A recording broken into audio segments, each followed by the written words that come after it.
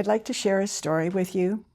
A couple of years ago, I was out grocery shopping on a Saturday afternoon, and as I was going into the entrance to the parking lot, I encountered a man in a wheelchair and his dog. It had been a cold, rainy day, and obviously he'd been exposed to the elements and had not been sheltered. I went into the market and I kept thinking about this man, and the Matthew 25 verse kept running over and over in my mind about Jesus saying that when you do it to the least of these, you are doing it to me. So as I was going out of the parking lot, the man was still there. So I stopped, and I happened to have non-perishable food and a Ziploc bag of dog food in the car. So I took it to him, and he looked at me in the eyes. He had the most beautiful, beautiful blue eyes. And I couldn't help but be reminded of what Jesus might have looked like. And again, the Matthew 25 verse ran through my mind. That was all he said, God bless you. That was all he said. He looked away, and I left.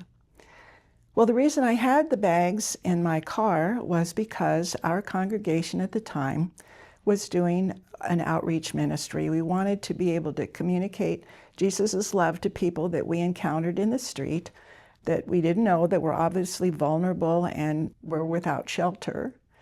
And we wanted to have a way to reach out to them, to let them know that they were cared about, that they were not invisible. And I just remembered something that our pastor used to talk about all the time in his sermons and elsewhere, that when we felt a tug at our heart, it was the Spirit moving us to put our faith into action. The Grand Canyon Synod offers us many opportunities as congregations in their way of providing mission support to so many different groups and organizations in our communities. Just to name a few examples, Lutheran Social Services of the Southwest, Arizona Faith Network, who provides partnership opportunities during the summer for many congregations to participate and support their heat respite program here in the Valley, and also advocacy work, which would include both those in Arizona and in Nevada, that advocates for our faith values for people who are vulnerable and who have no voice in their community. The dollars that our congregations give to the Synod to provide this kind of mission support allows us an opportunity to live out our faith in so many different ways in the community that we would not be able to do otherwise. And it's a way of showing our gratitude and our love for Jesus to our neighbors.